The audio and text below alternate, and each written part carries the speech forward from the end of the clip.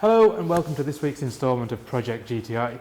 Today we're in Blackchurch Motors, who specialise in everything Ford.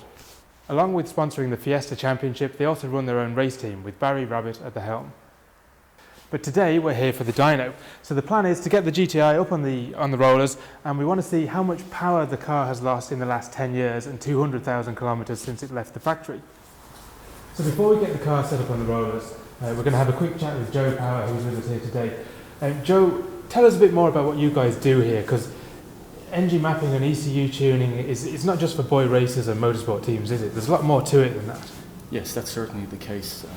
We offer a broad range of services in here, and it's not only for normal and tuned modified vehicles. We also do a lot of work on agricultural and trucks. Along with that, we do a lot of work with aftermarket ECUs, tuning solutions for engine conversions and the likes of that.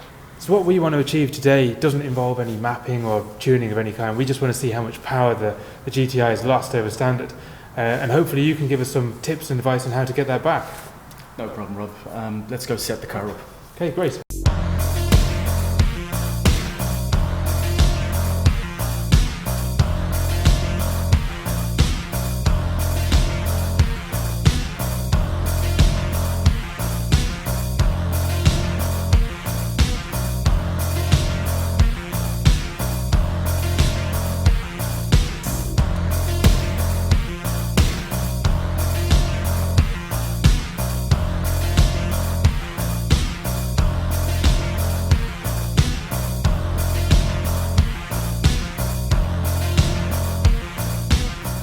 So we did 3 or 4 power runs, and we've got the first and the last one on the chart here.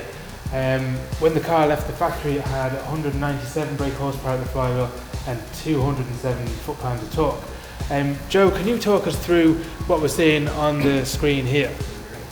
As you can see here, we've got the horsepower and the torque graphs. The car is actually performing very well, apart from the issue that we found with the thermostat, causing it to run at 60 degrees. As you can see here, the car is running at 176 horsepower due to the low temperature.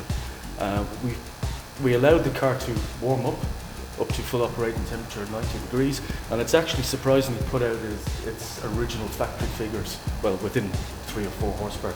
But she put out a respective 194 horsepower and 207 foot-pounds of torque. So that's actually a really good result. The car's putting out more or less exactly what it should be, and in 10 years that's really impressive. In a way it's kind of disappointing, because we were hoping we'd have a bunch of stuff that we could fix and show you guys and get the power back. Joe, is there anything that we can do at all to future-proof the car, or I suppose we don't know the car's history, what can we do to maybe get more power in the future? Well, based on the results, the car is running very, very well.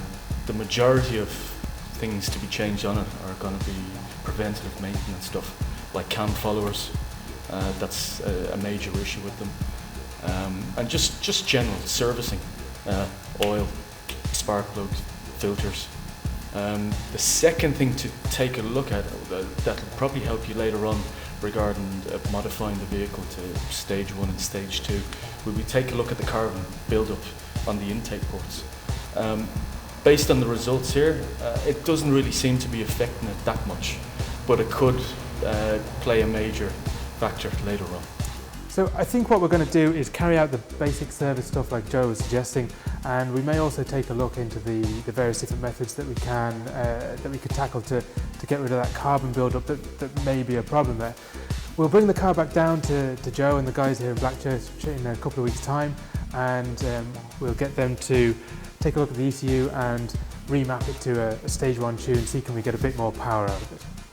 So lastly, we just want to say a big thank you to John Woods and the lads from Blackchurch Motors for allowing us to use their dyno, and to Joe Power for his technical input.